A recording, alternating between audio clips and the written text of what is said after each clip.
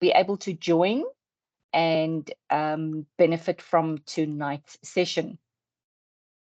So without further ado, let me introduce our guest speaker tonight. He is a man that actually needs very little introduction in the corporate setting. That is the man of the hour, Dr. Nkashe, who is the sole owner of M&T Risk Solutions. Dr. Nkashe, I'm going to ask that you introduce yourself to the students on the platform and just give us a little bit of an overview of your background, your training, and the road that you walked to get to where you are here. Good afternoon and evening, Prof and the colleagues. My name is Dr. Nkashe, as the professor have alluded earlier. And then my road to be where I am today, I've started, I think I'm the only man in South Africa, in the whole of South Africa, who worked for intelligence services. I started in 1984 with Bophuthatswana Intelligence, and then I was selected as the best intelligence officer to join National Intelligence during 1994.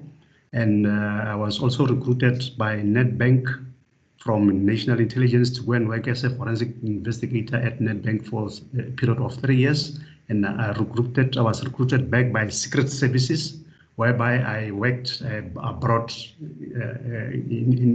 Abroad would be, in the embassies all over the world, and also during my work there at State Security, then I worked for State Security, which was incorporated NIA, and Secret Services were integrated. Then it forms the fourth intelligence or the State Security company that I worked for. So I worked for 4 intelligence services, which is Bophuthatswana Intelligence, National Intelligence, NIA, and then Secret Services and State Security. I was deployed to municipalities to form a structure of anti-corruption in local government department, which is cooperative governance. And then I was working South Africa, the whole of municipalities in South Africa, including metros. Together, I was working with the SIU, the Hawks, NPA, and then also I was part of the task team, which is anti-corruption task team, including all stakeholders that are fighting corruption in South Africa, until I decided that I need to share my knowledge, to preach what I know best. Then I opened up a company called M&T Risk Solutions. The company is doing forensic investigation, private investigation, and then we do specialized investigations that we carry to, we train people about it, that we should introduce our people into investigation, because we saw a gap whereby, when people are leaving schools, sometimes you leave schools because they say you didn't pass well, you didn't have an exemption to take you to university or to a college. Then we said, no, let's get into this space, because we'll be leaving a gap that other people, they just pass with lower marks, but they got a certificate for matric. Then we introduce them into investigations, and then we give them NQF level 5, NQF level 2, NQF level 3, NQF level 6. So we have specialized training courses whereby we include Defense Force, intelligence, police, crime intelligence, and even security.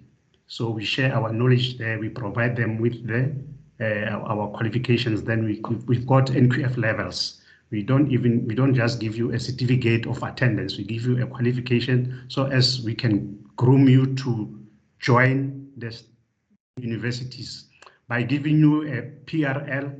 By giving you a training on investigation, at the end of the day, you can qualify to get into the university to register for a qualification or a diploma in forensic investigation with the university, which is UNISA precisely, because UNISA is the only university that offers the investigation for all spheres of government in South Africa, including the Hawks, SIU. They need to source a resource from UNISA. They need to identify students from UNISA because UNISA is offering the investigation courses. So in short, that is what we do as a company. And then we also do we contribute to poor communities whereby we train them for free just to empower them, to give them, to motivate people, to make them to see that it's not only them that they are left behind. We can push them to get that motivation. So by giving them certain courses, they become motivated to join the investigating fraternity. So that's in short about our company, and we are based in Centurion, corporate offices where we can be reached from.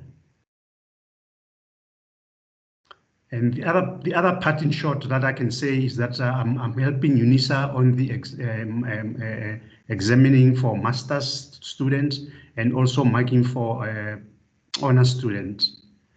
So those are the part that I'm doing currently with assisting UNISA and also critiquing UNISA's qualifications. They send them to me to say, Dr. Nkashe, how do you see this qualification? Can we put it across as such or what? Then I would then say, no, let's put all the comments that they should add, and then to see that UNISA is giving a rightful qualification as a cooperative or as a private investigation company. Dr. Nkashe, thank you so much. I think the students can see from your brief overview that you come with an extensive CV and extensive experience in investigations. So tonight, the reason why we've asked you to come and chat with our students is precisely this. We need people from industry who can come and chat with our students about how investigations work apart from SAP's investigations. So the themes that we'd like you to chat with us tonight about is doing investigations for corporate or private industries, the legislative parameters. In other words, what legislation empowers a corporate investigator, when your company is approached to do an investigation. Does the requesting persons give you a letter of mandate or a letter of engagement? Once you've done investigations, whether you draft research reports, and then a little bit about whether you've testified in court. So if we can start just with the basics. Investigations external to the SAPs. Tell us a little bit about that from a corporate perspective. Yes, thanks, Prof. With that one, the first item there, as a private investigator, actually SAPs, SIU, NPA, they rely on us private investigators because of our capacity that we have, the systems that we have as private investigators, because private investigators, they don't waste time.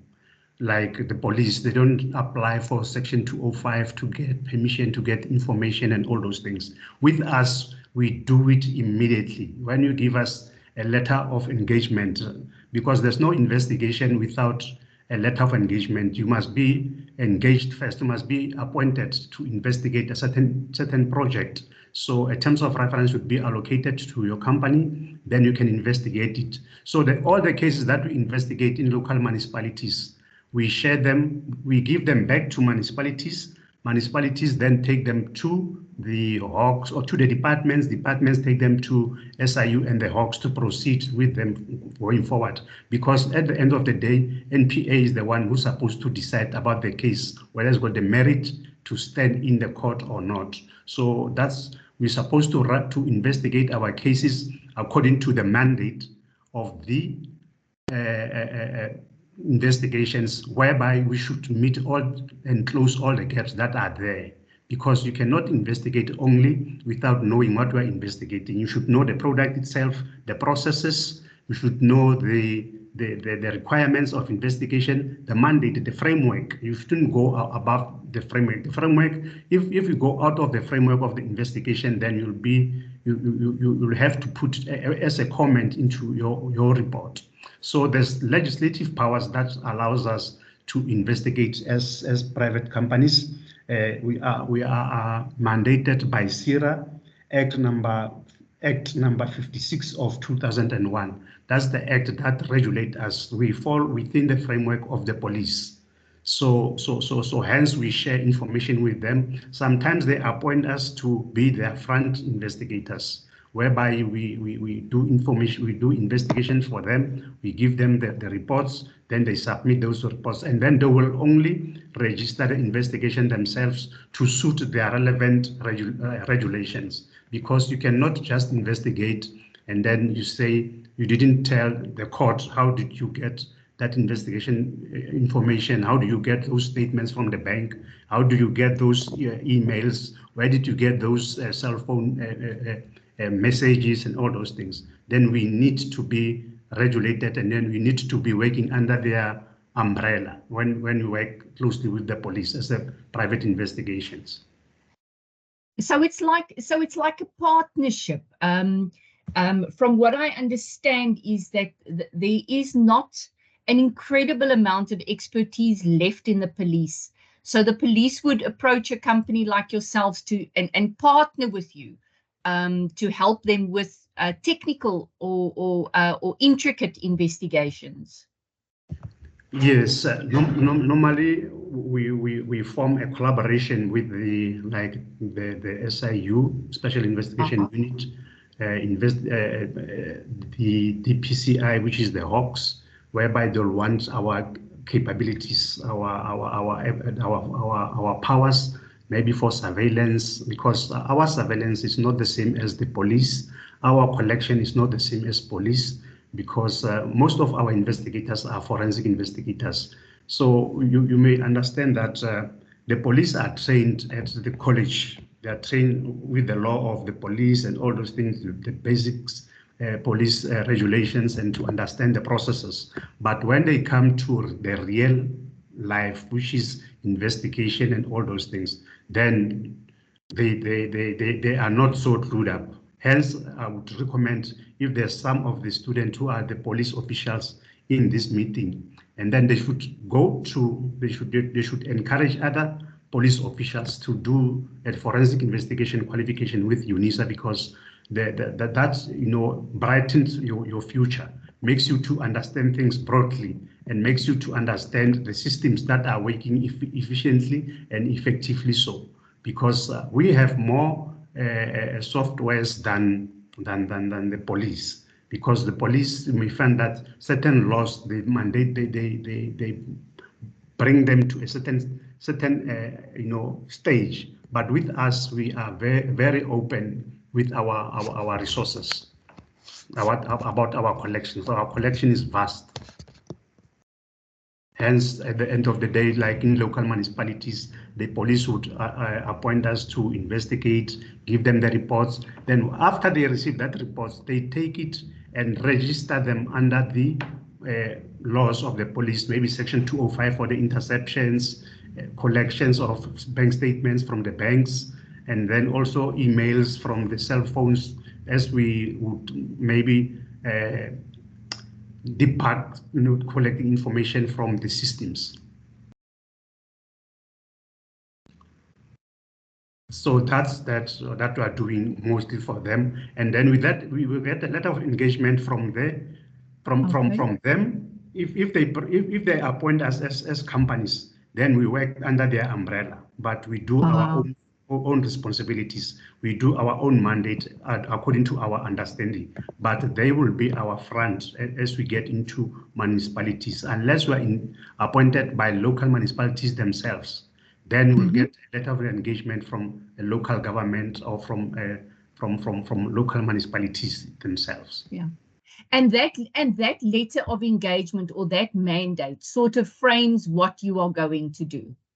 So with this letter, it will be our official letter that shows that we have been appointed to enter this premises. It gives us permission to enter the premises, to say we have been appointed by the local municipalities to investigate the following issues in the municipality, or we have been appointed by the district to investigate a particular municipality.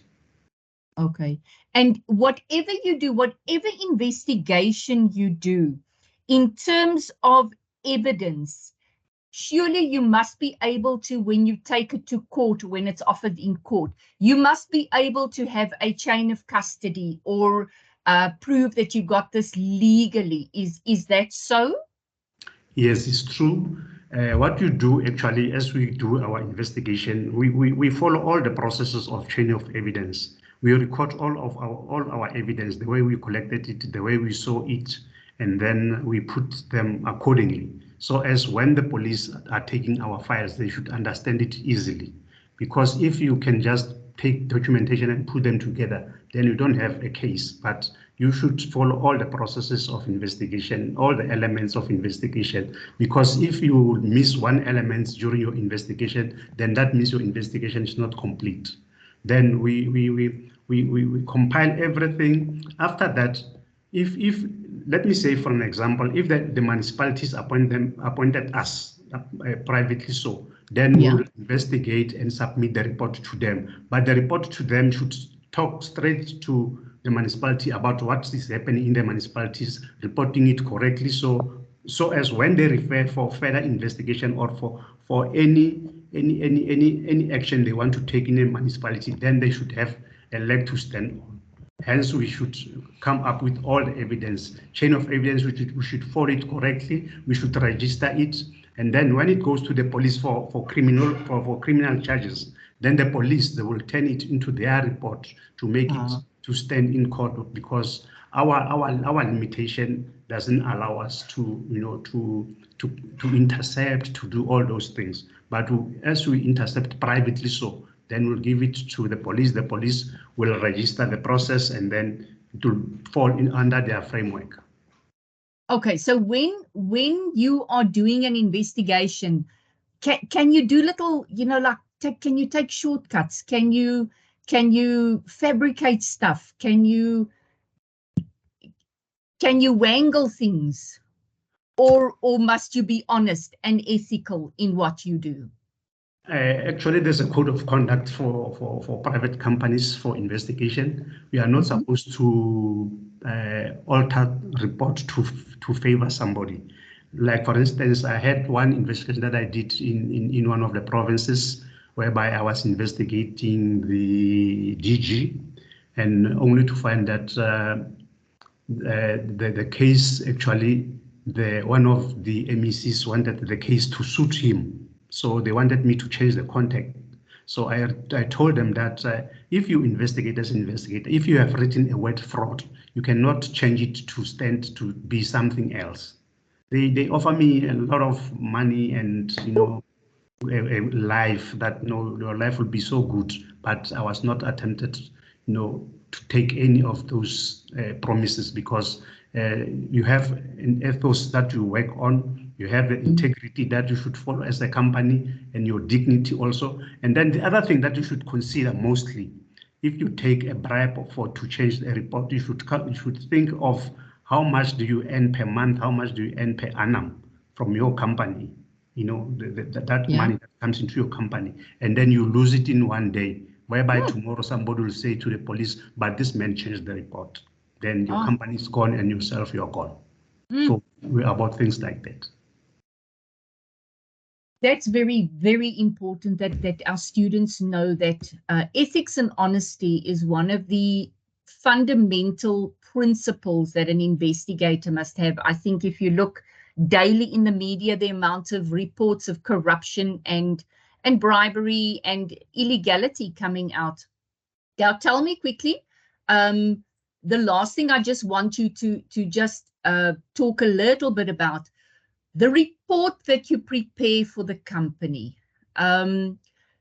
To what extent or how important is it that whatever you say in the report is accurate? Then I'm talking about date, time, place, that type of detail, or can I just fluff it?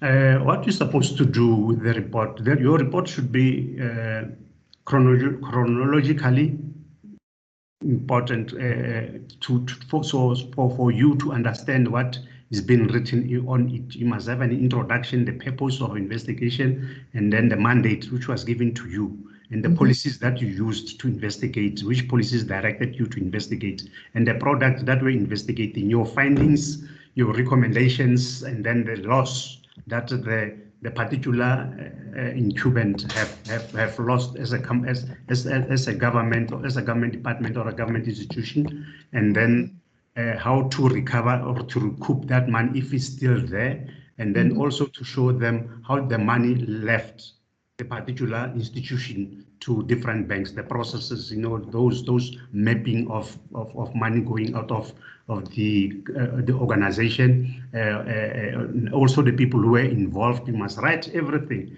people involved, how they worked together, how many people colluded, and then where is the money, everything. You should write a complete report, a clear report, to understand it the way you understand yourself. So as when you represent yourself, because when you present it to the particular person who appointed you, you should also be clear about what you are doing, and then to be clear about what you are reporting. Thanks. So I've heard you mention a policy a couple of times. So how important is the policy of the company in which you are doing an investigation? How important is it that there is a policy and that you are familiar with the policy? Is that an important thing that the investigator must know about? Yes, I think colleagues and Prof, is very important to know that each and every organization's got its own policy and regulations, whereby members were introduced to it before when they were employed, they were inducted, and then they understand that they were not supposed to go beyond this, because if you do that, you'll be breaking the rules or the laws. So we will investigate versus that policy of the department, and then also we investigate according to the rules of the game, which is the rules of investigation, the elements of crime, whether it's fraud or corruption or is theft. You should follow all those things, because each and every element of investigation has its own processes. You cannot do one and leave one behind. So if you rely on policies, the policies will guide you to investigate the products, will guide you to investigate the department or each and every organization or a corporate. Then you'll understand what you need to follow, because each and every product that you investigate, it will be covered by the policy itself. Okay, all right. Dr. Nkashe, I think we've reached the end of our conversation. I'm going to ask that. Yes. Yes, I was muted myself. Okay. I was saying for the purpose of policies, each and every department should have policies that they introduce their members when they recruit them for the very first time, to induct them into training about their policies, their regulations, their frameworks, and their anti-corruption policies, their zero tolerance policies, their code of conduct, their ethical conduct. Then they should introduce those things, even though ethics currently is not an act. But I think in future, maybe if we look into things, we need to regularize ethical conduct, because most of the issues happening is under ethics. You say, somebody have broken ethical behaviors, ethical words, and all those things. But if it's an act, then it will prevent people to avoid stealing or colluding with other service providers from outside the company. So the policy is very important to be introduced to the colleagues. So as when you investigate them, they mustn't know in court that I was not inducted. You must sign for it. you must sign a register for that particular training. That is so important. Getting proof that I have been informed of the policy and that I'm aware of the policy, because it's sometimes just too easy to say, but I didn't know or I wasn't aware.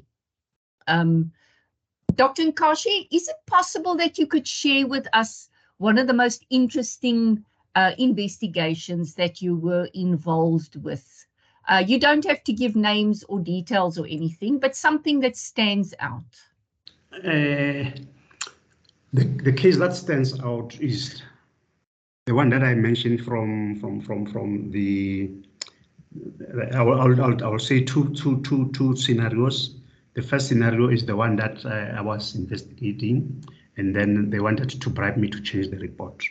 So that it shows that if somebody says change this report to suit me, then I'll give 500,000 and I'll take you for holidays and all those things. It shows the integrity and how responsible, how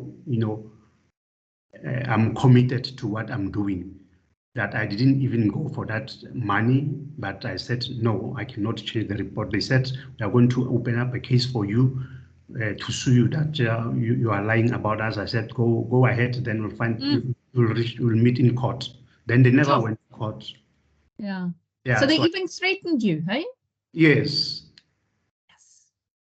And then in other cases, you'll receive a call, a threatening call, saying that we are going to kill you while we are still young and all those things. Then I told them that I will kill you before you kill me. Because when you get into an intelligence environment, an investigation environment, investigation is a call. It's not something that you just do it because you got a qualification. It's a calling. It's like going for to become a preacher or a priest. It's a calling. You need to be brave enough to do investigation. Magdalene, I can see your hand is up. Prof, I don't know whether should we entertain here or should I finish with the cases that I did. The last one, the scenario that I can say, the last one is the one whereby I recovered the amount of 6 million rand from different accounts, whereby the person would allege that the money that he is caught is coming from the estate of the family. So what I did, I investigated. I checked with the Master of High Court how much was there for the parents when the parents passed away, and then I checked all the insurance companies, I checked all the banks, and then to find that the money that he was putting into his account was coming from his employment, because he was cashing up the forex and then depositing the money into the account. And put it there. So I managed to recover 6 million rand. And then the last one was in the bank, whereby we managed to discover that 600 million was put somewhere dormantly lying there for years. Yes, those were That's a lot of money. Yeah. Dr. Nkashe, thank you. I'm going to deactivate the settings now so that the students can activate their mics. Let me just allow mic for attendees. You are more than welcome now, everybody, to just raise your hands, and then I will take the first 3 questions, and then we will have Dr. Nkashe speak to your questions. So any hands or any chats, you are more than welcome to put the question on the chat as well.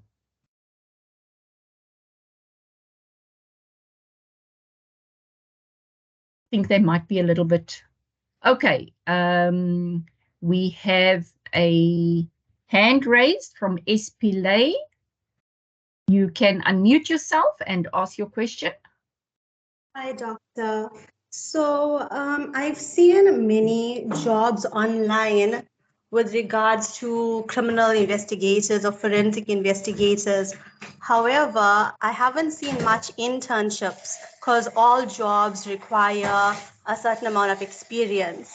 So how do we go about getting the experience in order to qualify us for the jobs? after we qualify?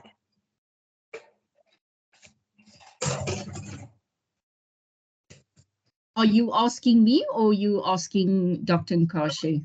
Both you, Professor Benson and Dr. Yes, Ms. Pillay, let me respond to her immediately, Prof. Actually, what is happening, we do give internship for students who are doing forensic investigation, especially with UNISA, because we might have a project like, let me say for an example, I'm investigating one of the department. Then I've got a team of 6 forensic investigators, then I'll bring you in as an intern to see how investigation has been conducted. As long as we share communication, we speak, we put on our website to say we need internship for a particular area, because sometimes you may find that interns are not so much, because most of the people that are at UNISA, they are working for certain departments. But if you are just going to school yourself and then you feel that you can take your time, like for an example, maybe we spend 3 months on a local municipality to investigate, then you will be there on site with us for that particular period. Then we give you a practical, because after that, we can give you a recommendation to say to whatever state agency investigating, to say this person was a particular experience, more especially that you guys, you are coming with, sometimes you are a financial officer, you are doing forensics, you are an auditor doing forensics, you are a chartered accountant, you are doing forensics and all those things. So it becomes easy for us to refer you, because we have also a list of companies that are looking for people. Then if we give you an induction, then we can refer you for further investigation. Okay, thank you. Thanks. Awesome. Magdalene has asked if there will be a class in which they are going to be shown how to do an investigation report. Magdalene, that is currently in assignment 2. You are expected to draft an investigation report, and then the feedback will be on the tutorial letter. And then there is another question for the website for internships. Who can they contact, or do they just Google your company, Dr. Nkashe? Yes, they can just Google my company, which is M&T, which is Mike Alpha November Delta, T for Tango, R for Romeo, S for Solid, so M&T Risk Solutions, is M&T RS.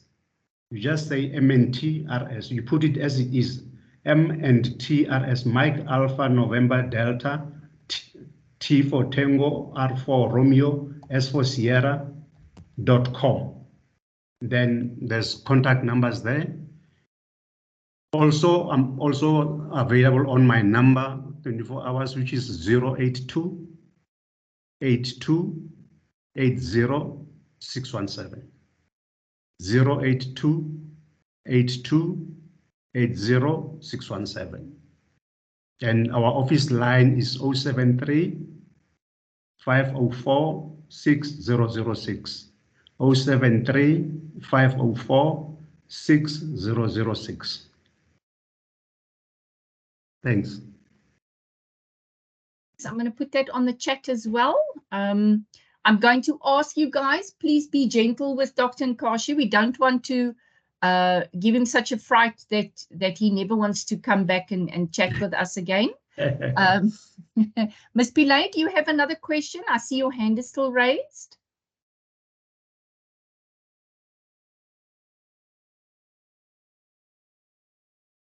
Okay, Ms. Pillay, do you have another question, or is that an old hand? No, it's an old hand. Okay, all right.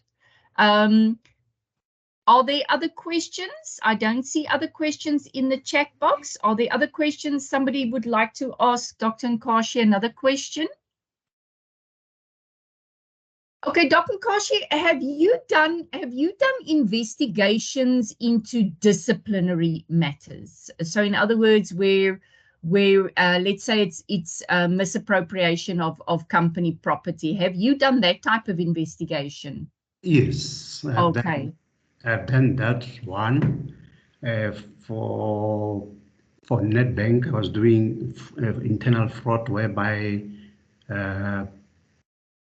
tellers would collude with people from outside the bank, whereby they always look into a dormant account. A dormant account is an account whereby somebody would put money there, saying, I'm working, I'll fix my money into an account, and then the account, I don't want to touch it for maybe several years. So as after 3 or 7 years, then I must have maybe something like 20,000 in it. Or mostly people who are having a dormant account are those who are working abroad. Then they would deposit their money into those accounts. And then the teller and the collaborator from outside, then they cancel the information of the account holder. Then they come up with a fraudulent ID. Then they make a false signature card for that particular person to access the money into the account. And then immediately they upgrade the limit of the account to maybe to draw something like $1 million per day. Oh. And then you can withdraw. Then the only thing that they do, these people, they don't draw it in Johannesburg only. They would go to Joburg, Durban, Eastern Cape, Cape Town. Within 3 days, 30 million will be out of the account. And they promise these people money also. They will just give them 10,000. After that, they disappear. That lady or that guy won't manage to trace them back again. So the people who are suffering are those who are working for the company, not the perpetrators, because the perpetrators they fled the province. They are no more in that particular province. Yeah. Oh. I see we have another question here from Elaine Snyman. Do you think that polygraphs have a future to be admitted in a court of law? Not always. Some they beat it. You can beat a polygraph test. Some they not.